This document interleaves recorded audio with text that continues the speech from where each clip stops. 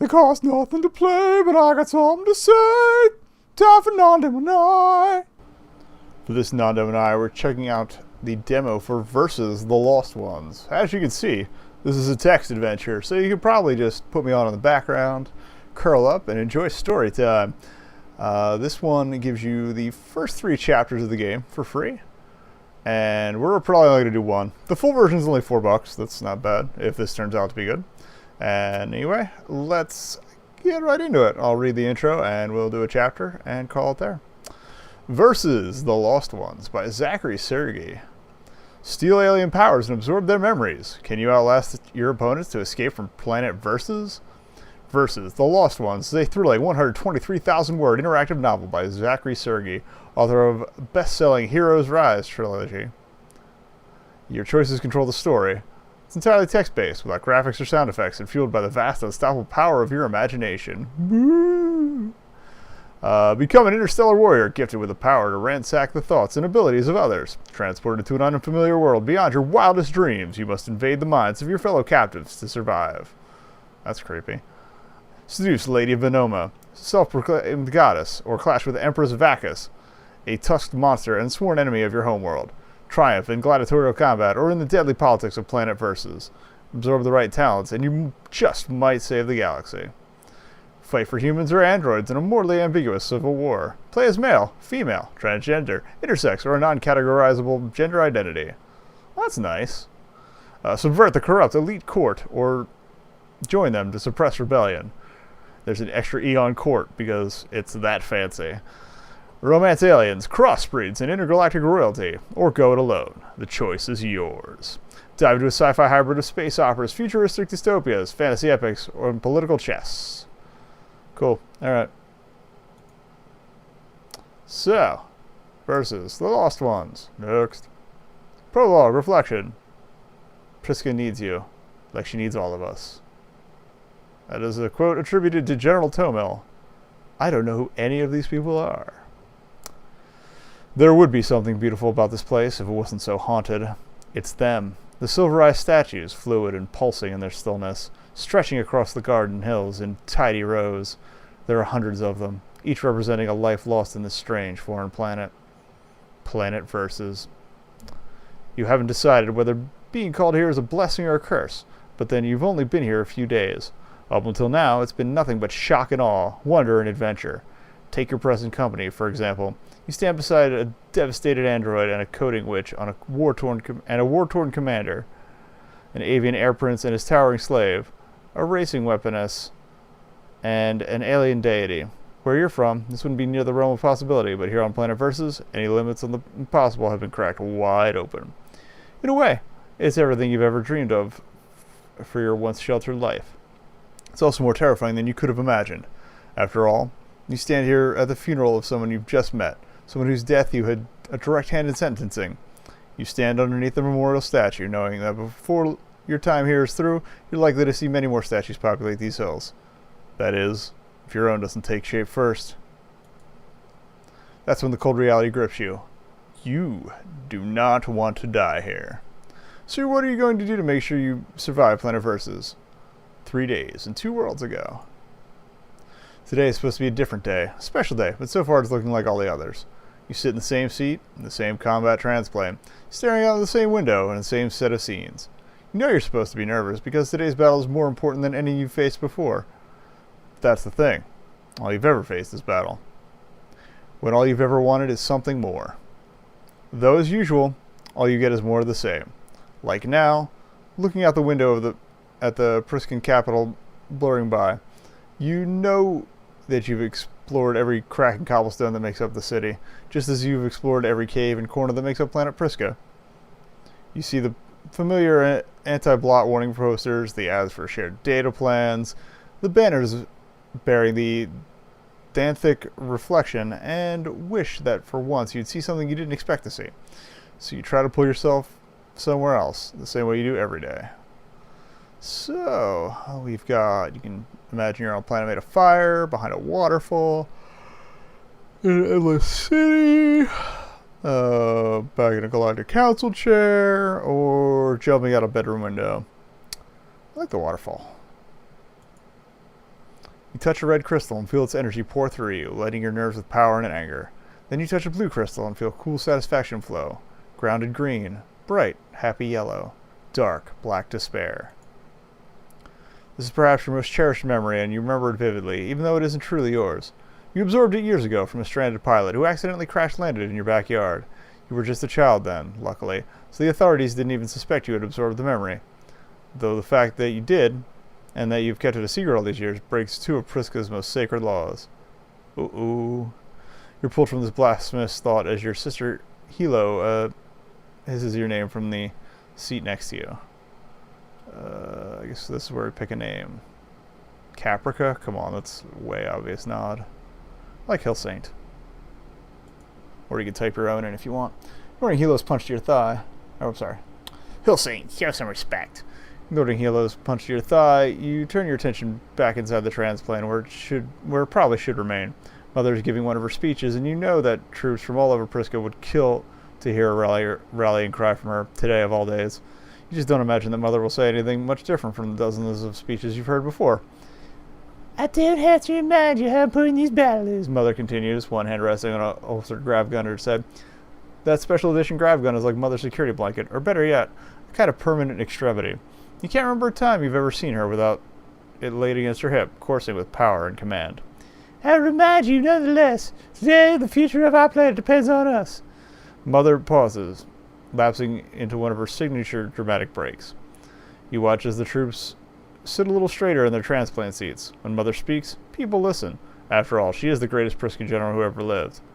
We fought hard to keep the Blots from advancing this far, but the enemy we face is relentless. If they take control of the collective life plant, Priska is lost forever, which means that today we must win. You look to your right and see Hilo sitting still, her square jaw set, always the perfect soldier. Then you look across the transplane to the medic bay, where Father stares at Mother, a broad smile curved under his bushy mustache. As usual, he's practically made of pride. You can feel his emotions flowing freely through the cabin with everyone else's as Mother finishes her speech. Today must be the end of this black war, Mother finishes, which means today must also be the first day of our new lives. Okay. In Danthic's glory we share, Mother finishes, raising her fist in the air. You shout a cheer with the rest of the troops, and immediately feel the swell of courage and terror and resilience in the transplane, passing from soldier to soldier. This author really likes to use ands. Anyway. Automatically, you feel your mind opening up, offering your own thoughts and feelings freely. You've always wondered what it might be like on other planets, if other cultures value sharing the way that Priskans do. You know firsthand that when you live in a world where everyone can absorb the abilities and memories of others, reciprocity becomes the golden standard. That's why it's a sin. He kept the memory and didn't share it with anybody. And he probably took it without asking. That's probably the other part. Still, you've always wondered what it would be like to keep things to yourself. What would it feel like to have a mind entirely untouched by others? These are questions that have plagued you your entire life, though you suppose you already know a bit of what it's like to withhold. As the emotional share burst builds into a frenzy inside the transplane, you bury your stolen pilot memory deep in the most private pocket of your mind, holding back just enough to keep that part of yourself hidden. Not long after, you stand in a circle with your family in the private command office, reciting the standard pre-war Danthic reflection. This always makes you think of your very first pre-war reflection, back when you were in grade school, before anyone knew how grave and encompassing the Black Blot War would become. Mother has always been stern, but she was not yet a general to you then. You remember how much younger she had looked, before her light gray eyes turned entirely to steel. You'd been playing in the pond pool with Hilo, losing at some intricate game she'd created with trap balls and floating rings. Whenever the game shifted in your favor, the rules also seemed to shift to suit Hilo, which was fine by you, since you had long since learned to cheat at Hilo's games anyway. So it's Calvin Ball. She was so loyal and obedient, Hilo didn't even consider the possibility that someone might cheat, so she never thought to look for the signs, though you suppose Hilo cheated in her own way, setting up her malleable rules to begin with. Mother had come into the yard in the middle of the game, dressed in her full Priscan battle suite armor, which she somehow wore as effortlessly as a summer dress. Father trailed behind her, as he often did, wearing not much more than a smile. Though something was different about Father's smile that day. It took on a labored quality. It was like it was stretched too tightly to hold for very long. Father toweled you and Hilo dry before Mother knelt down to speak to you both, smelling of metal and gravity fluid. I must go on a tour now. I hope to not be gone for long, she said. Hilo, I expect you to protect the family while I'm gone. So it's a matriarchy. Interesting. Hilo nodded and raised her hand across her broad chest, finding a way to salute in her own way before she even knew what it truly meant. She was a born soldier even then, with her sturdy frame and plain, pliable face. And Hill Saint, I want you to make sure you keep Father busy by tending to the cuts and sprains from all your exploring. Can you do that for me? You nodded as well, though you were unable to mask the wave of fear that poured through you, seeing Mother off like this. She sensed this immediately, as all Priscan mothers do, and drowned out your fear with a burst of her own shared courage.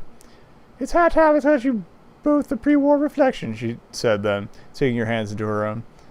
It is meant to remind us to be a source of shared strength in all things, but especially in times of strife. That was the first time you recited this reflection as a family, but none of you knew then it would be far from the last. We are mirrors, forever reflecting, hiding nothing, sharing everything, your family whispers in unison now, echoing these same words across your shared minds. As you repeat the words, you sneak open your eyes and see everyone's reflections continue infinitely, bouncing from mirrored wall to mirrored wall. Huh, so it is actually a reflection, literally. Almost every structure on Prisca is made of mirrors, a powerful reminder to see yourself in everything, so that you may reflect everything in yourself. The metaphor is so potent, in fact, that all Priscans are branded with mirror patches on their left cheeks upon birth. You think that would get really confusing, trying to find places. You stare into your own mirror patch now, reflecting your image endlessly across the ship. You wonder what it would be like if you could dive into this infinite abyss, if somehow the mirror could melt into a portal and take you to some new world, someplace new and uncharted.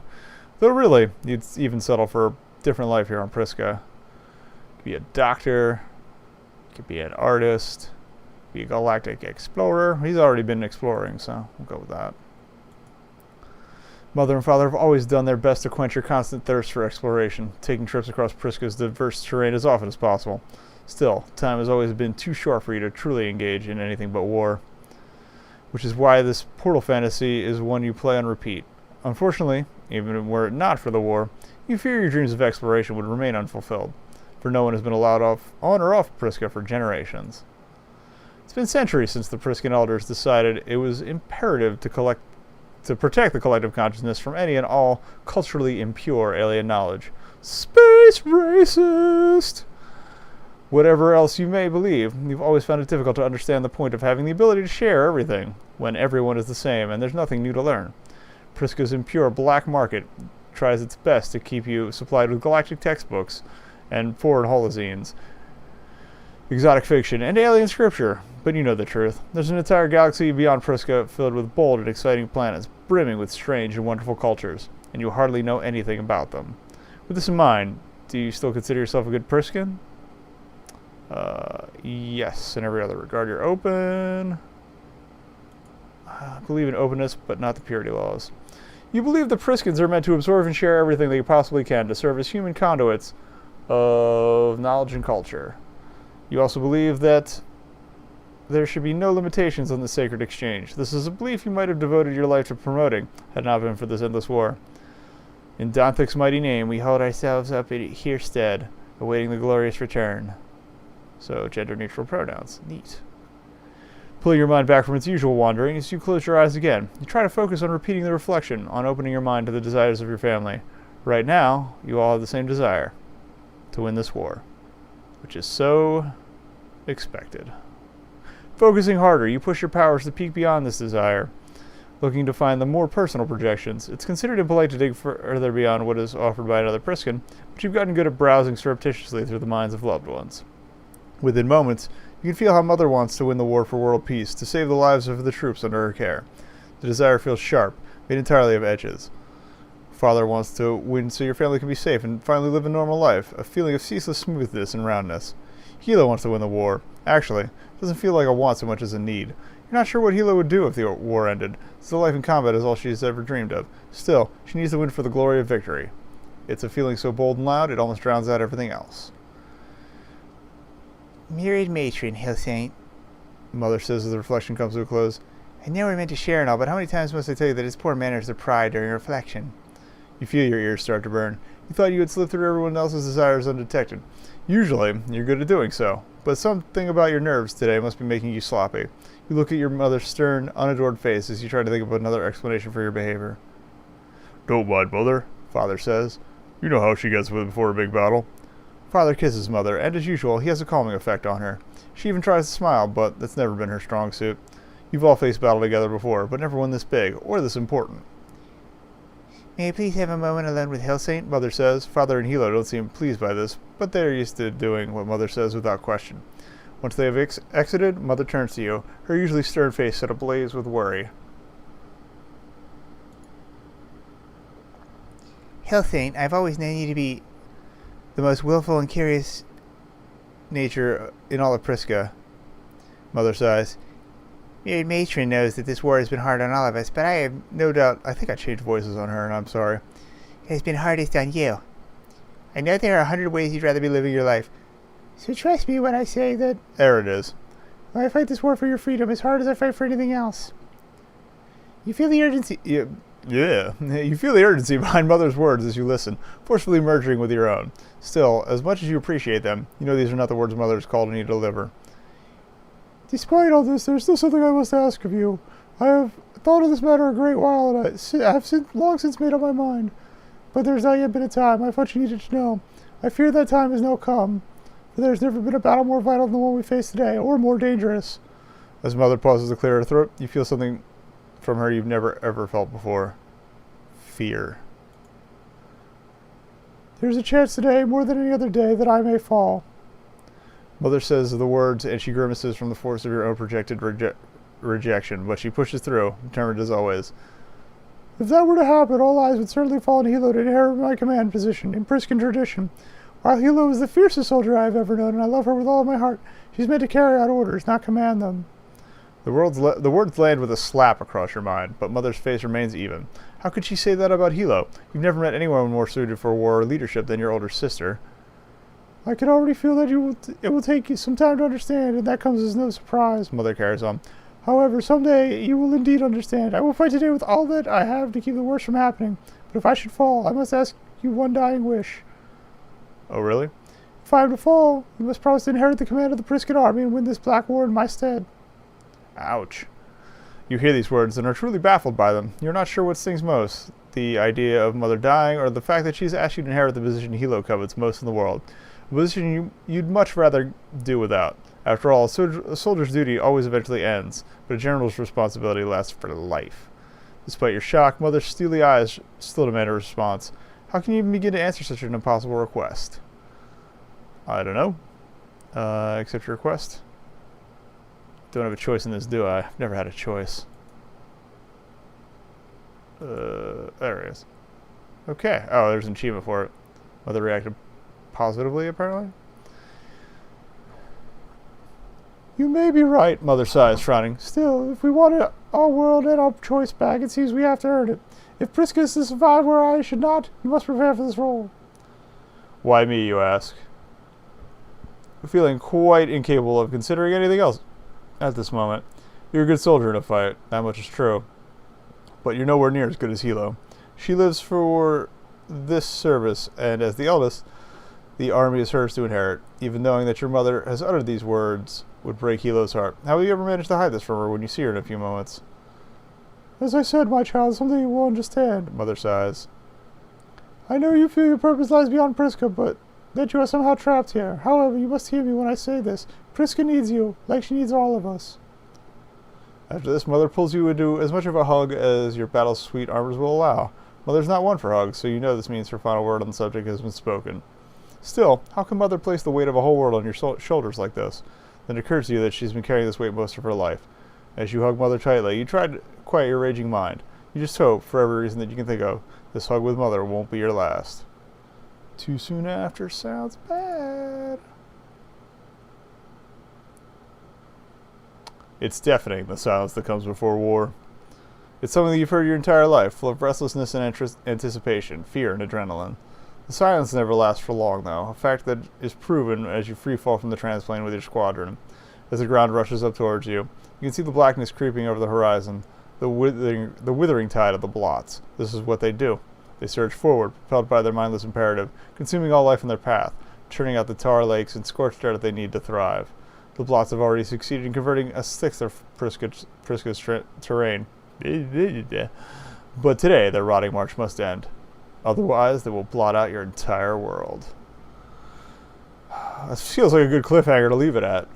Does Mom live? Does Mom die? Do you get captured? Do you get swept away? Do you take up the generalship?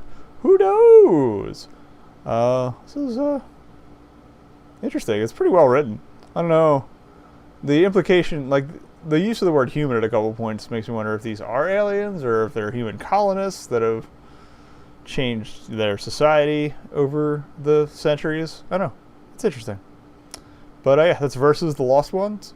And as mentioned at the top and by the game itself, you get the first 3 chapters for free, and it's $4 if you want to keep going. So yeah, I think it's neat. I might pick it up at some point. Thanks for watching. Top vid's old, bottom vid's new. Everything else, pretty self-explanatory. Big button in the middle goes to my website. There's words there, other stuff too. Check it out. Later.